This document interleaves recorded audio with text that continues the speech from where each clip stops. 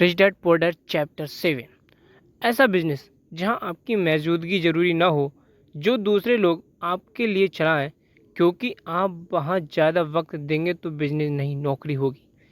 Real estate में पैसा लगाएं, स्टॉक और बॉन्ड खरीदें। जब एसेट खरीदें तो अपनी पसंद की चीज़ें पर पैसा लगाएं, क्योंकि आपका मन होगा तभी आप उसमें ध्यान दे पाएंगे। अगर उसमें आपकी रुचि होगी तो आप उसे बेहतर समझ पाएंगे। रॉबर्ट को रियल एस्टेट और स्टॉक्स में रुचि थी, खासकर छोटी कंपनियों में इन्वेस्ट करना। अपने अमीर डैड की सलाह पर उसने अपनी नौकरी कभी नहीं छोड़ी। वो जॉब करता रहा और साथ ही अपने एसेट कॉलम को बड़ा और मजबूत बनाता रहा चला गया। एक पैसा भी जो आप कमाते हैं उसे बेकार न जाने दें।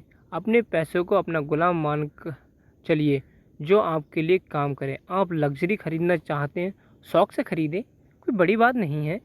मगर ये ना भूलें कि अमीर और मिडिल क्लास में यही सोच का फ़र्क है। जहाँ मिडिल क्लास पैसा आते ही पहले लग्जरी में खर्च करेगा, वहीं अमीर आदमी उसे अंत में खर्च खरीदेगा। इतना समझ लेने के बाद आप अगले चैप्टर में आप अमीर लोगों के सबसे बड़े सीक्रेट के बारे में जानेंगे। सबक नंबर 5, अमीर पैसा इन्वेस्ट करते हैं। अलेक्जेंडर ग्राम बेल ने टेलीफोन इन्वेंट करने के बाद उसे पेटेंट कर दिया था। उनका बिजनेस बड़ा और संभालने में मुश्किल होने लगी तो वे वेस्टर्न यूनियन गए और उन्हें अपना पेटेंट और छोटी सी कंपनी $1 लाख में बेचने की पेशकश की। उस वक्त वेस्टर्न यूनियन के प्रेसिडेंट ने पेशकश को ठुकरा दिया। उन्हें ये दाम कुछ ज़्यादा लग रहे थे। फिर उसके बाद एक बड़ी कंपनी AT&T का जन्म हुआ। रॉबर्ट ने 1984 से प्रोफेशनल तौर पर पढ़ रहे हैं कि एक चीज़ जो हज़ारों लोगों को पढ़ने के बाद उन्होंने जानी, वो ये है कि उन सब लोगों में पोटेंशियल था, बल्कि हर इंसान में पोटेंशियल है जो हमें महान बना सकती है। इसके बावजूद जो हमें रोकता है वो हमारा खुद का डाउट है, खुद पर डाउट रखना है। स्कूल छोड़ने के बाद हमें पता चलता है कि ज़िंदगी में आगे बढ़ने के लिए सिर्फ ग्रेड्स ही काफ़ी नहीं होते हैं।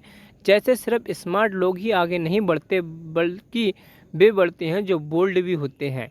ये सच है कि फाइनेंशियल जीनियस होने के लिए इसकी नॉलेज भी होनी चाहिए, मगर साथ ही हिम्मत और बोल्डनेस भी चाहिए। ज़्यादातर लोग पैसे के मामले में कोई रिस्क नहीं लेना चाहते, मगर अमीर होने के लिए आपको रिस्क लेने ही पड़ेंगे, क्योंकि हो सकता है कि आगे आने वाले सालों में एक नया बिल गेट्स पैदा हो या अगला अलेक्जेंडर ग्राम बेल, बाकी शायद दिवालिया बनकर गरीब हो जाए।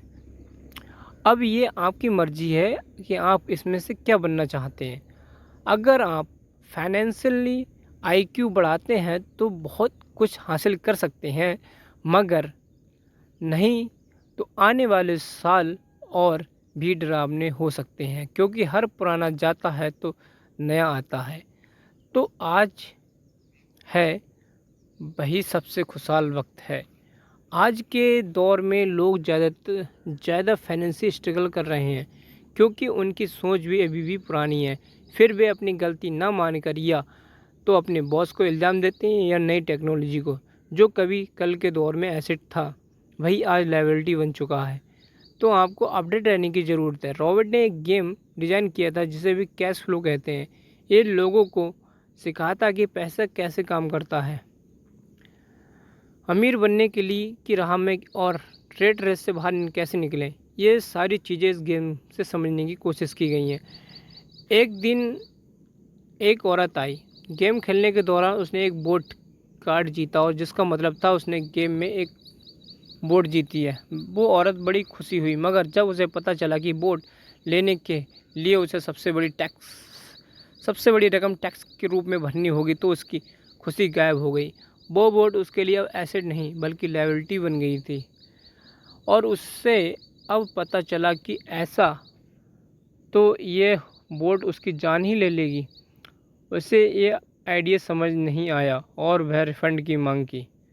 उससे उसके पैसे वापस मिल गए और वो चली गई, मगर बाद में उसने फ़ोन करके बताया कि उसे अब गेम का आइडिया कुछ समझ में आने लगा है। वो उस गेम से अपनी लाइफ को जोड़कर देख पा रही थी। पैसा कैसे काम करता है, इस बात को समझ ना पाने की वजह से उसका गुस्सा जायज़ था।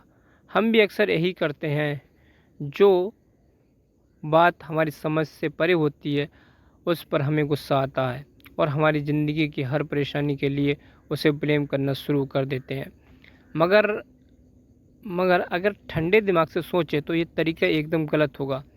बेहतर होगा कि हम उसे समझने की कोशिश करें, तो हम गेम ऑफ लाइफ जी सकते हैं। नेक्स्ट वीडियो नेक्स्ट डे, तब तक के लिए जय हिंद।